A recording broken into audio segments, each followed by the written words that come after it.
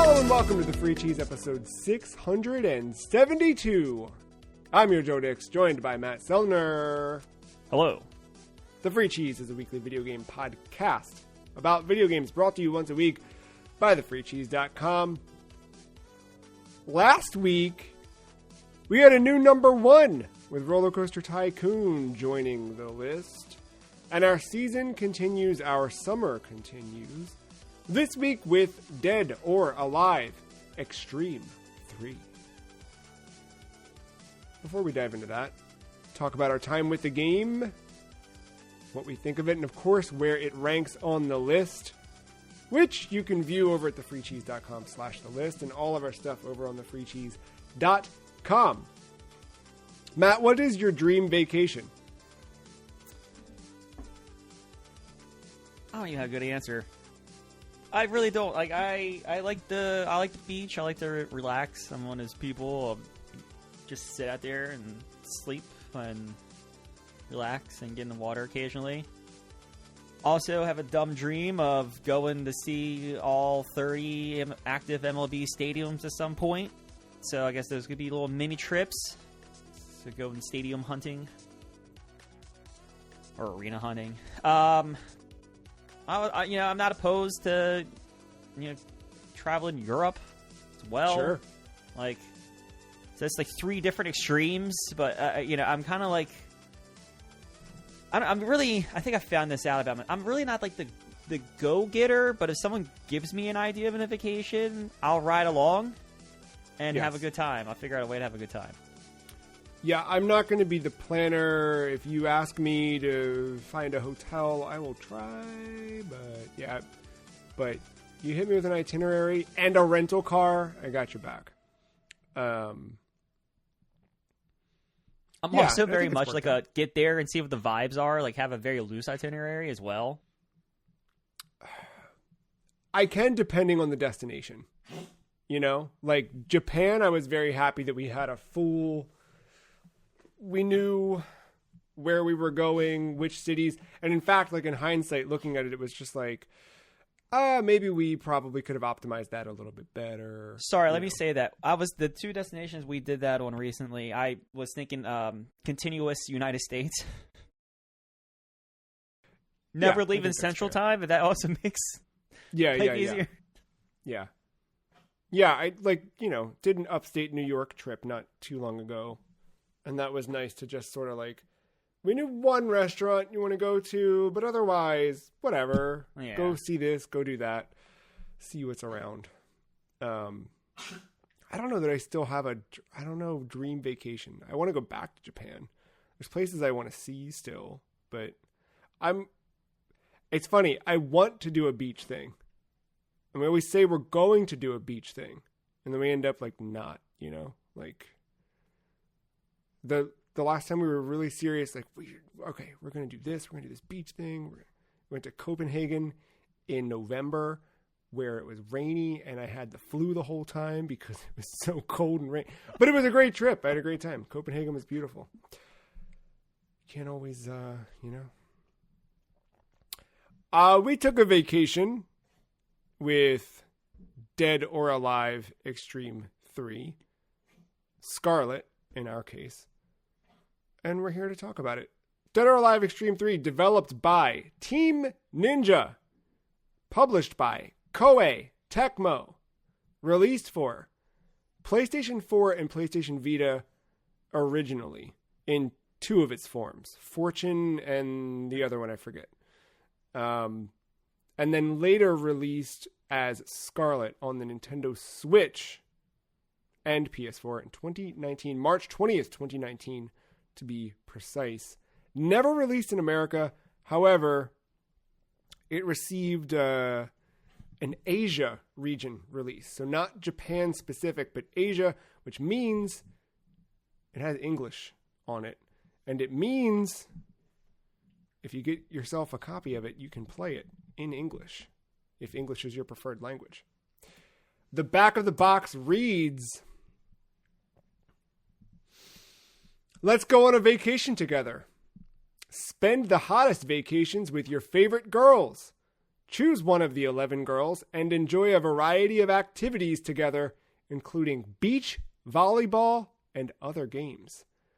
Girls, a total of 11 girls: Misaki, Lei Fang, Marie Rose, Honoka, Kasumi, Ayane, Kokoro, Niotengu, Hitomi, Momiji, Helena. And then it says soft engine plus HD vibration Yawa Raka 4D. Features more than 600 swimsuits. I think I hit it all. Intended for one player. And you can play it TV, handheld, tabletop mode. It's Nintendo Switch Pro controller compatible.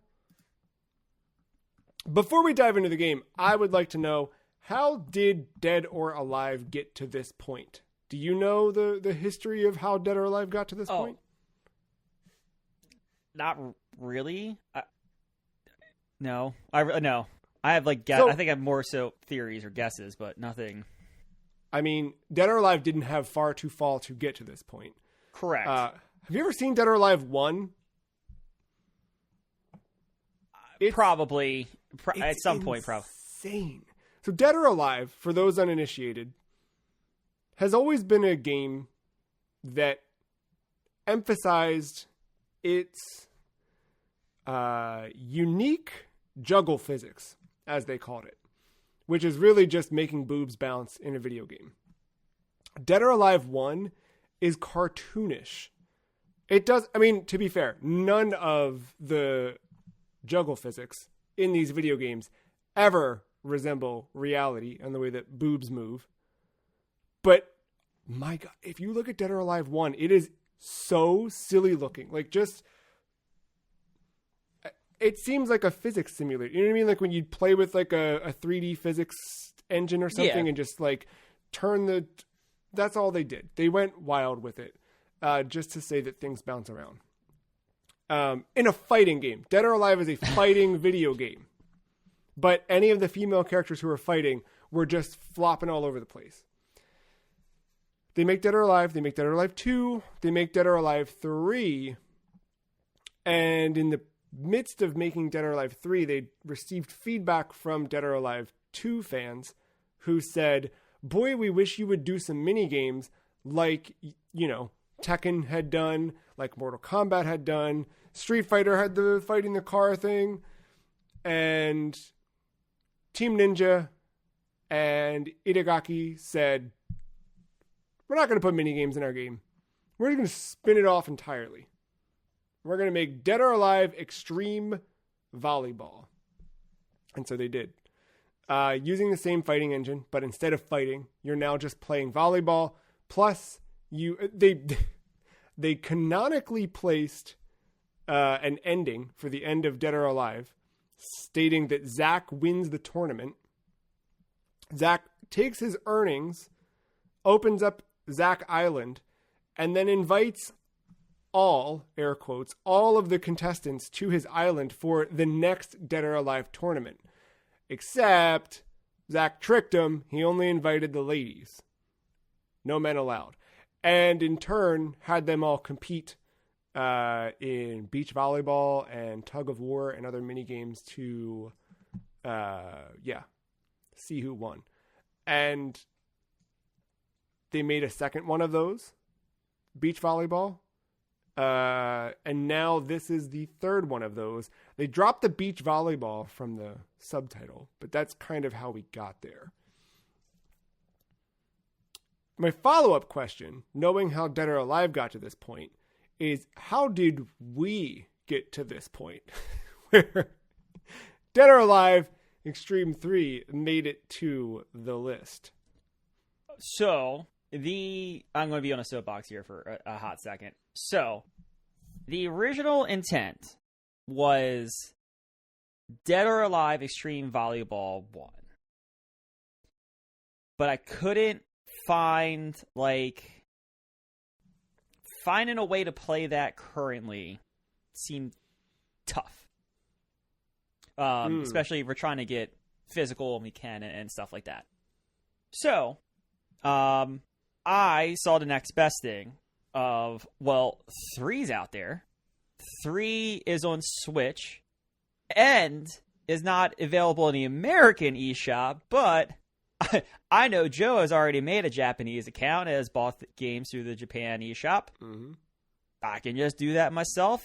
He can use his, and then we secure Xtreme 3. Oh, and good news, the game is in English.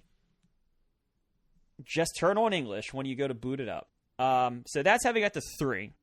And that's how we got to the game being on the list. And then this also was game number 1. Full game, like full list, short list, whatever you want to call it. Game number 1 on my list of games to be on this season. And set the tone for my original theme of the list, which was codename sexy, hashtag female video game characters that have prominent roles in their games. And that's how we got to half of my list containing the female protagonists that we have, or the females like having a pinnacle role in said games. So think back to Mach and X. We led the year off with Blood Rain. Mm-hmm. I didn't use Cooking that version. Mama? Cooking Mama. Yes, Cooking Mama was considered because of that. SmackDown vs. Raw does have women wrestlers. I chose a version that didn't have the bra and panties matches, but there's versions of SmackDown vs. Raw that have it. Yeah, Final Fantasy 13 with Lightning. Uh-huh. And then there's Catherine? others later in the year. Oh, yeah, Catherine. And then we have others later in the year yet to come. There's a horror game, which has don't think female in the adult sense, but scary little girl. Yeah, okay. And then I think towards the very end of the year, we end on... yeah, one of the final ones. The action one. Character action. Yeah, and then I think James Bond was Happy Lucky. The original reason for that was because of First Light, but just kind of, all right, well, it kind of fits the theme in a way. Great. So that's how we got to what ended up being half of my list. And I said codename sexy because that was my original idea of what to do for the video review, but I never knew what to do with it. Right. And then when I pivoted to what I ended up doing, I kind of came off of the approach and the theme entirely, and just kind of like what you got is the remnants of what was kind of already built up. I did drop a game which you ended up picking up the slack on. So yes. Yes, that's how that is what I've teased this entire year so far. Whenever we pick whenever we play like Blood and Rain, you ask me how we got on the list. I said there was something to it. There was something to it. This game right here was kicked it all off. So was the domino. idea more an exploration of how women have been portrayed in video games, good and bad, and then building off of that? Kind of, yes. Yeah. The original idea was just like, how can I make a dumb video that incorporates that, and then I just kind of made my list off of that. To pull back, for those who are unaware, Matt and I, when we pad this out, we have our entire year planned in advance. Usually by this time of the year, we have a pretty rough outline of what we're doing for next year.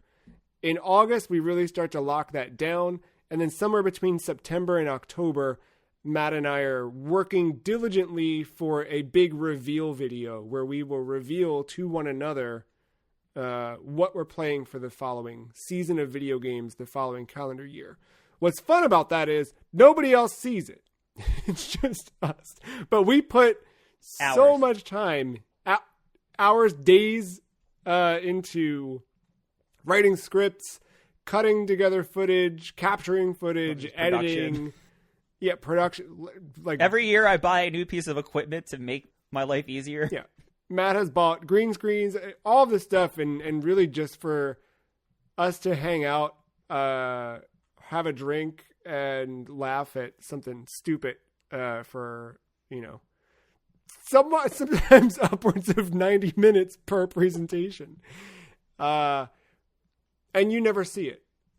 So there's that. So yeah, you're alluding to cutting together that video and making something fun for that, which admittedly you had a pretty great way to introduce this game during that video. I appreciated the twist. I had to make there. this one stand out a little bit, besides Boy, it just did it, standing yeah. out on its own Yes. in a way. But no, like what ended up happening with, like I said, it was just like, what games have major female like characters that we've seen throughout the years, and it's kind of throwing them in. But like, also one kind of like, how are they portrayed? How have they been incorporated in different types of games, and how like does like a female character maybe make something a little bit different or unique than, a male character? And then, of course, like with some of the stuff from like the early 2000s, late 90s, yeah, we're dealing with some of the sexualization. I mean, we thought pieces of that last year with Fear Effect. Not so much maybe in the game, and then also in the advertising for it. Yeah. And then you see that again a little bit earlier in the year with like Blood Rain. Yeah, Blood Rain's got a lot of that. More than I thought, but yeah, there's a lot of innuendo in there and things like that. But yeah, like just going through that.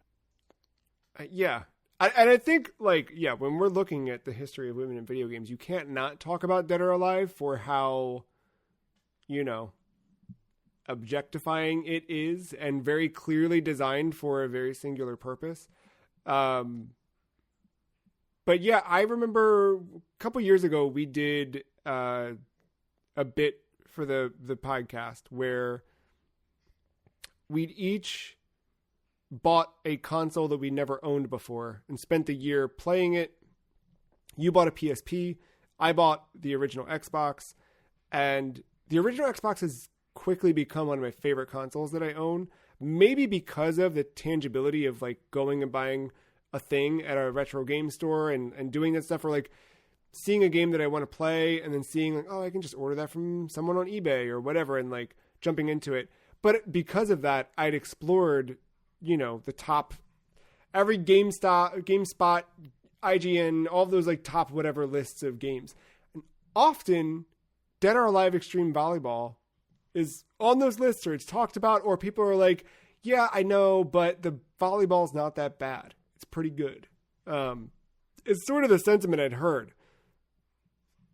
So when you added this, I was sort of like, well, I guess we'll see.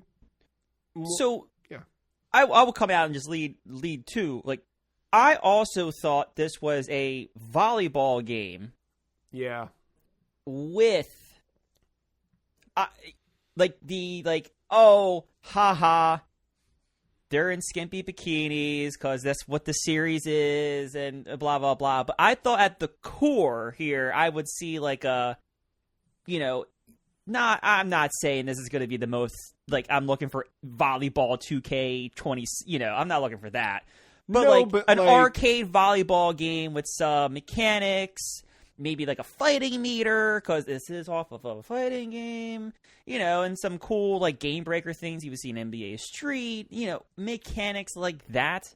Mm-hmm. And then all the sexualized date simming stuff is like the side piece of it that is like the glue that holds this all together. Right. And then my thought would be like, we will laugh at it, we would joke about it, but at least we'd be able to record this episode and talk about the volleyball and like good or bad, but talk about like the sports piece of this. Yeah, because there have been games through the years that have done sort of a gaiden or side story or spin-off of their core franchise, but it's ended up being like an interesting turn, right? Like, I don't know. We talked about Roller Coaster Tycoon last week, and like I feel like in the Sim series, like there have been things that spun off that ended up being like equally interesting. Mario has done it time and time again. Yep. Well, I more meant like there was Sim City that turned into Sim this, Sim that, blah, blah. The Sims came from same mind space. What else happened? Thinking of other... I mean, we've had literally Gaiden in the title for Resident Evil. It was a spin-off, like, weird... Like, how can we make a Resident Evil game on Game Boy that's not, fixed camera angles? Fixed perspective and all that, yeah. So there's merit to that, right? Like, someone could do something. We've seen companies do it. Developers kind of take their talents in a new direction and come up with something pretty novel. But, yeah, so with that, we break all of our episodes down into discussing gameplay, visuals, sound, and our final reviewers' thoughts. Same way we mirror our reviews of video games. And then at the end of the episode, we will rank this on the list.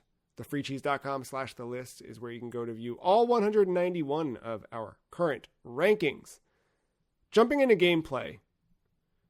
We'll talk about the game modes. I guess some of the details within. The setup for this is not too dissimilar to how I described the original. Number one, yeah. Same concept. Whoops, tricked you. You're designated to select one of these girls. These girls being the female cast of Dead or Alive. Except oops, all bikinis this time. You choose a girl, and then you're meant to interact with them, and then kind of participate in different mini games. Volleyball's optional. Casino games, and then kind of give them gifts and talk to them. Kind of not interact. Even really. Yeah, like interact, I think is the word to use. Yeah, because it's not like a traditional dating sim where you're like going through branching dialogue paths and making selections and reacting to things. Like, you're just kind of choosing from a menu what activity they do next, and then choosing if you want to give them a gift and what color wrapping paper you want to put it in, and then wondering why they just said no and gave it back to you. But yeah, I guess interactions with the girls, is that a good game mode to start with? Well, so I think we have to start with the owner mode versus girl mode. Okay, go ahead. You want to explain the two? So I struggled to figure out why there are two different things and why they're interchangeable within the same game. So I guess let's start this. The game is you pick a girl and it's take 2 weeks to spend the vacation and then get to know and have a good time and build relationships with the other girls and the quote-unquote owner, which is Zack, which can double as you because of you can interchange between owner mode and girl mode. Girl mode, you take control, you interact with the menus as if you are in control of said lady you have chosen, and then on the fly, I think it's just the minus button if I remember correctly, you change to owner mode, and then you manipulate these menus as if you are Zack, and can go and interact in these environments with the ladies in whatever environments they're in as Zack, which is weird because you can go to the shop at Zack and then give gifts and presents and stuff like that to the girls as Zack, but then you can go to the exact same shop as the lady in the other mode to then give gifts or buy stuff for yourself and give gifts to the other girls to help build your relationship. So you're kind of balancing two different things at the same time, and I just don't know why this didn't go and split the modes. It was very confusing, and there is like a tutorial, like an on-ramp thing to try to like differentiate what you're doing between the two, but it's not very good. No, not at all. So like, go ahead. I never got it until I read after the fact, but like giving gifts to the other girls, the idea is that you are making them more compatible, or not compatible, that's the wrong word, but like you would want to win favor of a girl so that they play better with you and volleyball team or something, right? Like that's the idea. Yeah, it's like a 3-heart scale type of thing, and I think like before you play volleyball with someone, you have to like partner up with them, and I guess this is where we talk about like the main screens you see. So between activities, you're sent out to the screen, and like I said, in the bottom you'll see like what you're in. You're in owner mode, and I forget what they call the other mode where you're like as the character you chosen. But from there, like you toggle back and forth between the different locales of Zack Island. There's like the pool. I think there's like the pool bar or pool center or something like that. Yeah. There's 2 different gifts, 2 different like gift stores. There is like 3 different beaches or something like that. And each one during the day, because there's different time periods, like morning, noon, evening, that kind of deal. You go between these menus and you see where the characters are at a given time, and then you, from what is there and where you're at, you can pick different activities. So you could do like a flag grab where you run and try to catch the flag. Like you can do that with the character who is there at that time, or you can ask to partner up with that person, and if they agree, then you have a team for volleyball, and you can go and look for where 2 other characters are and then challenge them to a game of volleyball. But like, yeah, and that's just to do volleyball. Like you can just do like rock climbing yourself. You can just go to these different random locations. There is like the pool, there is like pool hopping where like you have to jump on these squares and you have to like time like long and short presses with the button that's on the like the little floating square, so that like you're like kind of hopping and like racing across. There is like a tug of war you can do. It's very I guess we'll get into, I'll just tie this all up at the end here. There is a butt battle where you are on like a floating log and you just hit butts with one another until someone falls off. Classic friend activity. Yep, there is the flag grab, which is just like a race. And then volleyball, and then rock climbing you can do by yourself. I think I hit all of them.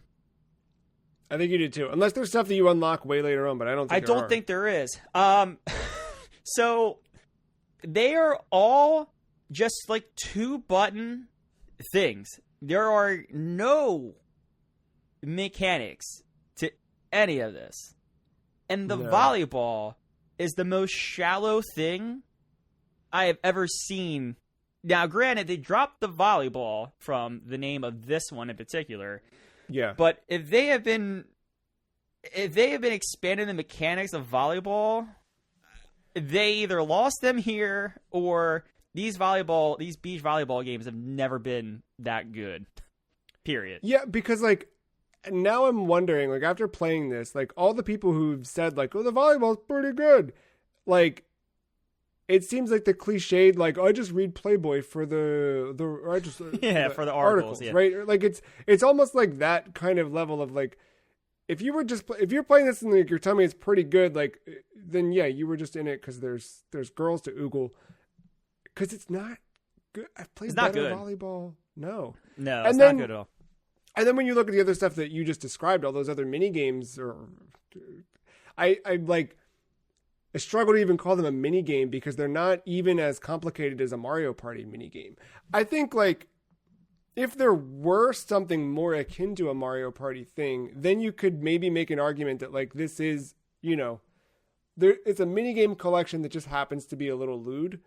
but in turn, you just get sort of like a thing where you can kind of oogle 3D models and have little interaction. Like it's almost like I don't know, like a weird mobile ad today. You know what I mean? Like, yeah, I don't know.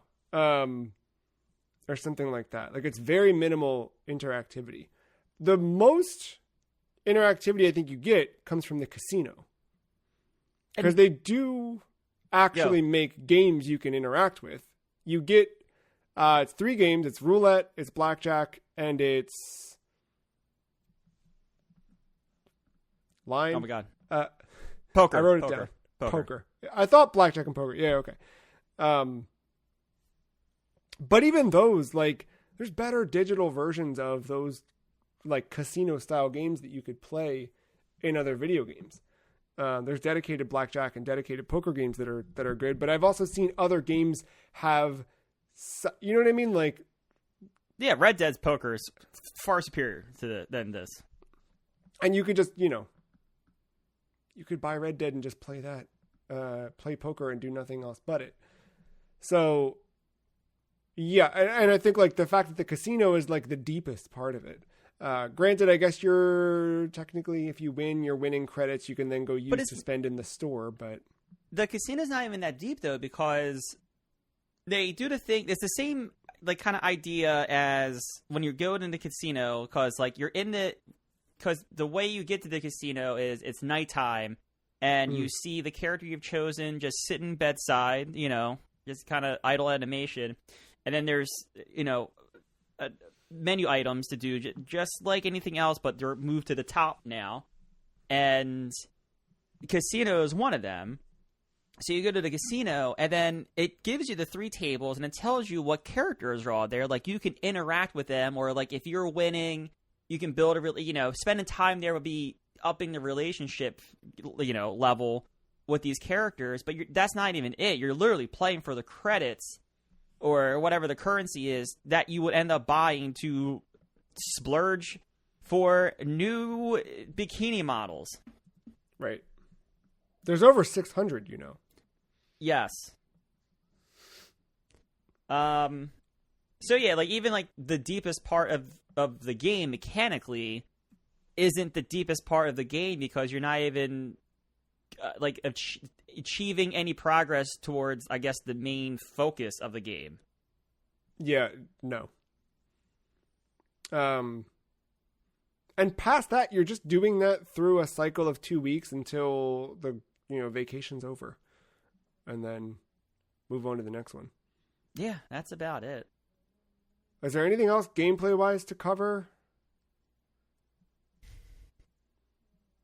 We didn't talk... Well, I will say, call it gameplay. But if there is anything mechanically that they spent their time on, it was the photo mode.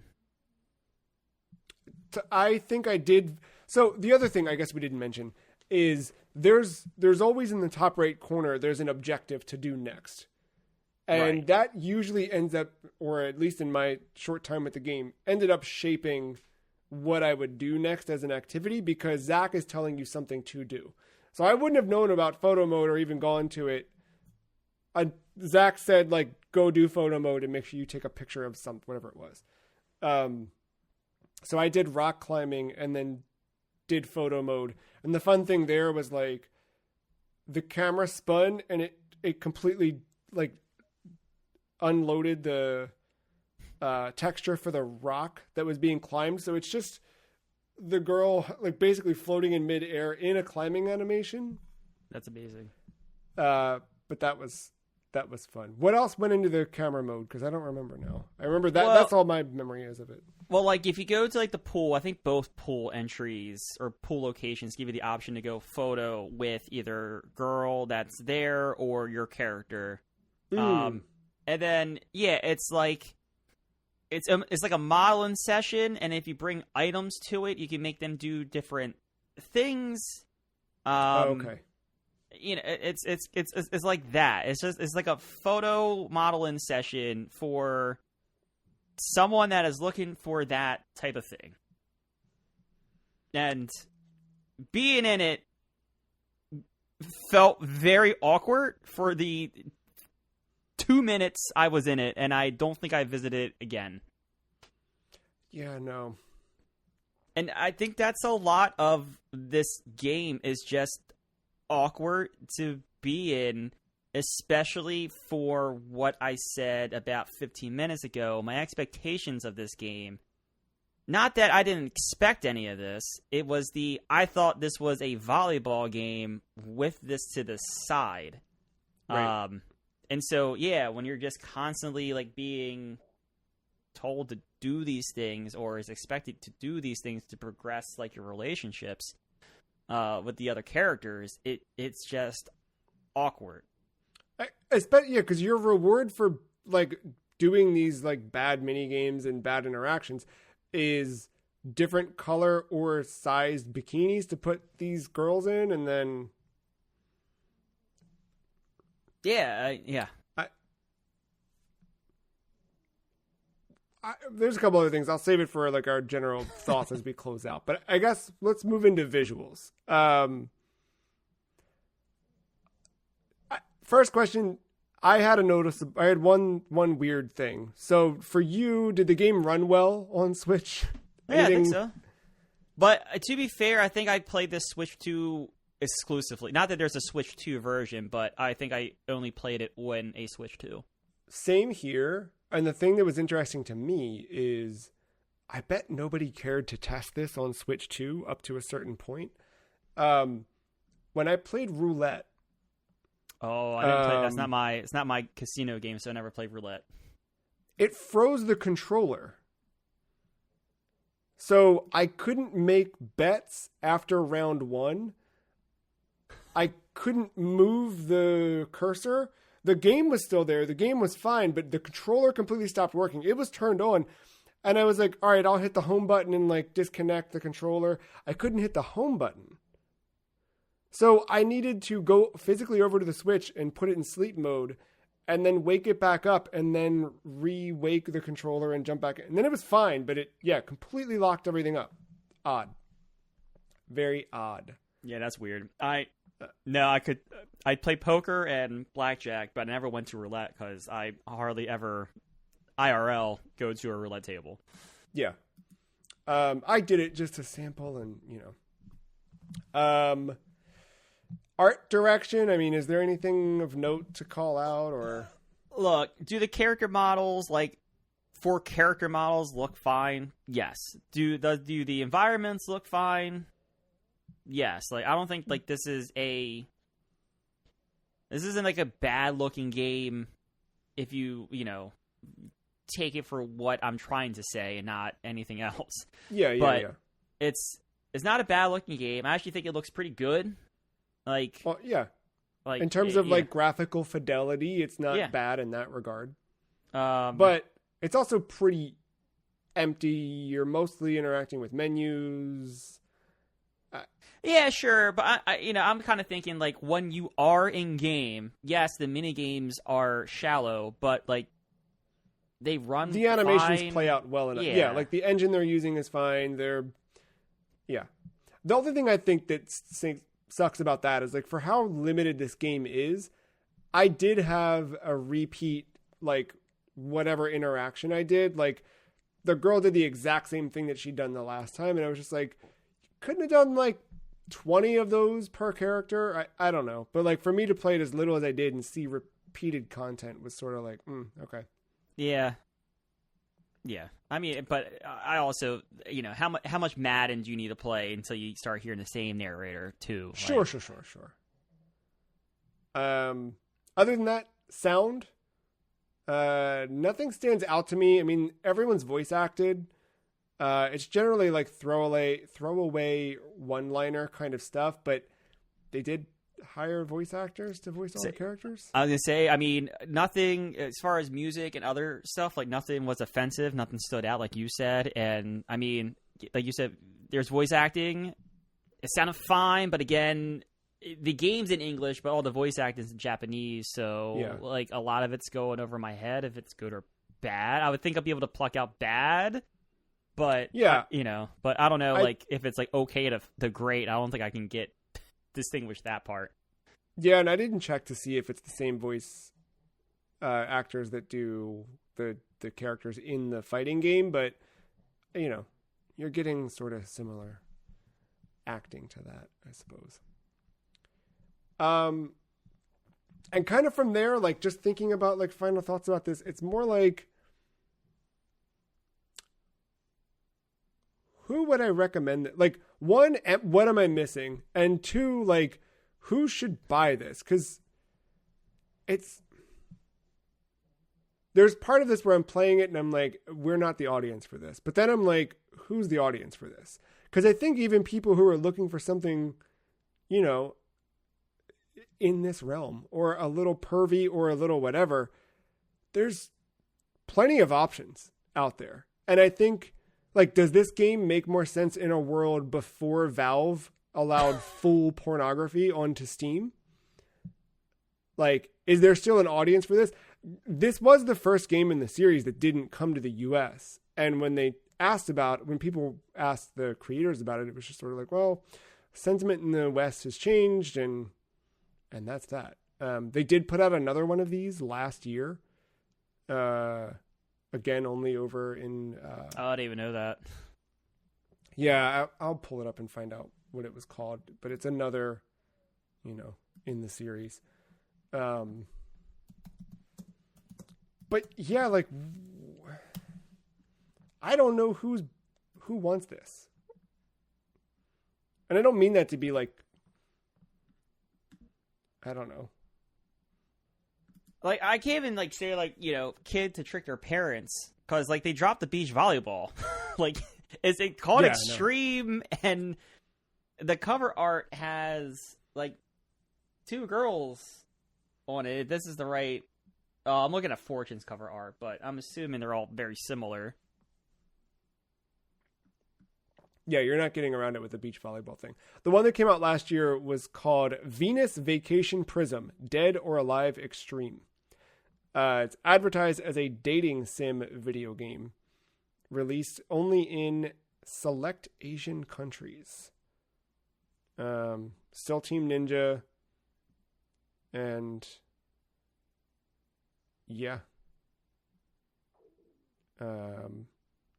You can interact with a diverse cast of 6 girls in that one. And I think that one might be more of a dating sim, but I don't know. And yeah, I just don't I don't know who the audience is for this. And I don't know, like, I don't know.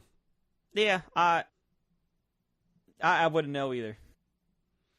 There's plenty of opportunity out there to play or see if you just want to, you know what I mean? I think today more than ever, there's plenty of adult content on the internet.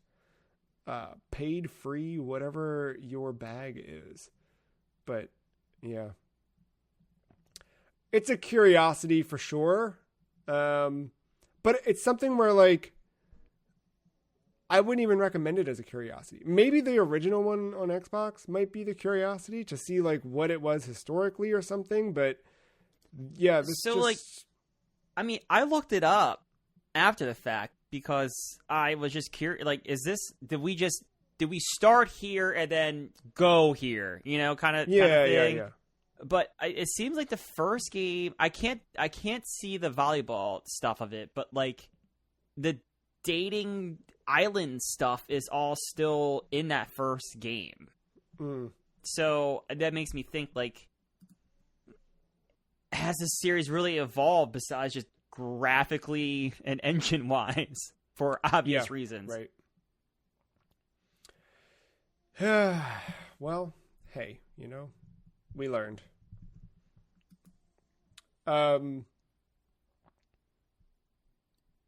Yeah. I've got a closing thought that we can do after ranking, but why don't we rank this? Yeah. I will say, if you're looking for a video game, kids out there, if you want to trick your parents into letting you play something that might have some promiscuous imagery, I think you can find more promiscuous imagery in Metroid Prime 4 by looking at some of the designs on the walls. Like, that game is very There's a lot of if H.R. Giger was inspired by certain body parts, they went the opposite direction. The intrinsically linked direction with Metroid Prime 4. I was going to say it requires them to play through some of that game, though. True, yeah. It's easier said than done. Ranking for me, I don't know about you. I had this one just below Blinks the Time Sweeper and just above Superman, the New Superman Adventures. Which is 190 for us. Yeah. Yeah, it's the site's not updated, but it'd be 190. Yeah. I mean, I'm in the gutter with you. I was a little bit above it. I went above Lifeline and and under Billy Hatcher. You went above Lifeline. Yeah. You really hated Lifeline that much. Because here's the thing. I know we say it was shallow, but it's playable. So, but I felt the same thing. Like, looking at this, that's where I kind of landed on Blinks, because I'm like, I might rather go back to Blinks and see through that campaign. That had more gameplay to it than Dead or Alive Extreme 3. I think for me, like, Superman, the New Superman Adventures is bad, and I had a bad enough time getting through that game that I don't think I need to do that again. This, I could at least do this just to play poker. If I needed to play something, you know what I mean? Like, looking at the stuff on this list. Look, I'm not going to fight you over the gutter and this game. Trust, I'll pocket my fighting for other times, but I just kind of, I saw a Lifeline. I was like, man, that game doesn't work at times. And then I saw Killzone right underneath of it. I was like, man, that game kind of sucked. And I was like, I mean, this game's shallow, but it's playable. Like, it is playable. That's kind of where I fell, but I'm not arguing. You say you're between Blinks and Superman. Yeah. Do you think Superman's better than this? No. Superman doesn't work, dude. Like, go remember that Parking Garage episode? I'm just checking. Like, there are two games that are fundamentally, like, bad on this list. I think Blinks is bad, but it's like, I just didn't agree with this game design. Bad. Sure. I'm going to lock it in there. Dead or Alive Extreme 3 Scarlet. The new 190.